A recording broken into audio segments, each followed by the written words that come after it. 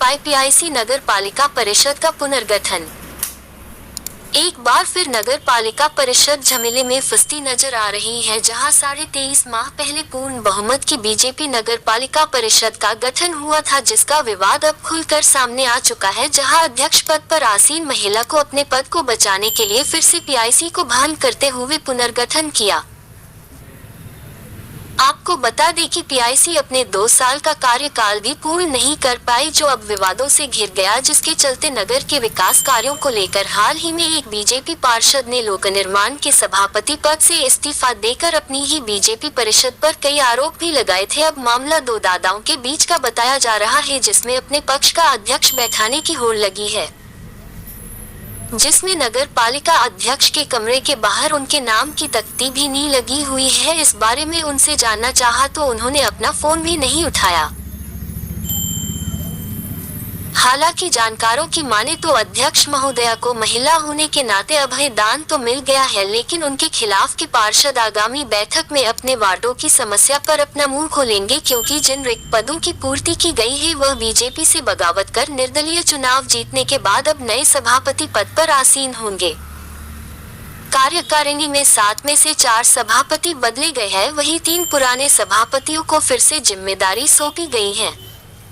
PIC के साथ ही सलाहकार समितियों का भी पुनर्गठन कर 4 सदस्य मनोनीत किए गए हैं। बाइट अरुणा उपाध्याय, वार्ड क्रमांक 2 पार्षद। बाइट राजेश मंडलोई, जिला कांग्रेस प्रवक्ता खरगोन से रविंद्र बछानी की रिपोर्ट। पीआईसी की बैठक थी, उसमें कई पार्षदों को अलग रखा गया है, क्या मानना है आपका? मेरा मानना ये है कि मैं एक महिला हूँ और मुझे इसमें आगे बढ़ाना था उन लोगों को, क्योंकि इसमें महिला अध्यक्ष है, उसके बावजूद भी मुझे दोनों बार मौका नहीं दिया गया। ना पहली बार दिया गया और दूसरी बार भी जब सभापति चेंज किए गए, समिति चेंज करी गई, उसमें भी मुझे नहीं लिया गया।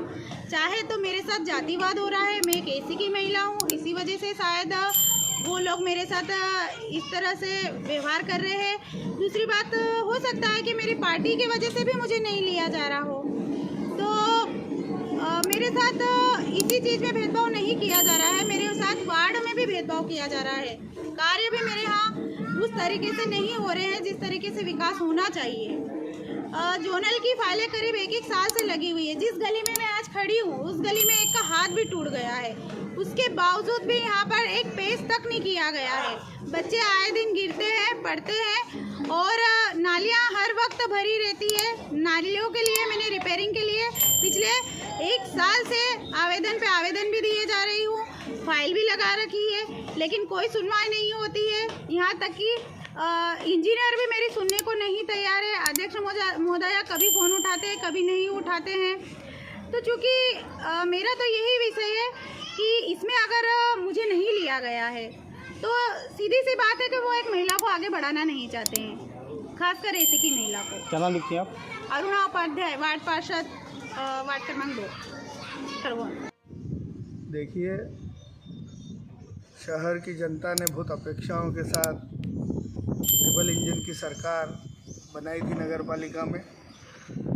मतदाताओं को नहीं जानकारी थी कि आने वाले समय में नगर पालिका वर्चस्व की लड़ाई की भेंट चढ़ जाएगी, और आज ये हुआ है।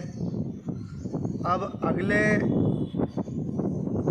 कार्यकाल तक भगवान ही मालिक है इस शहर का।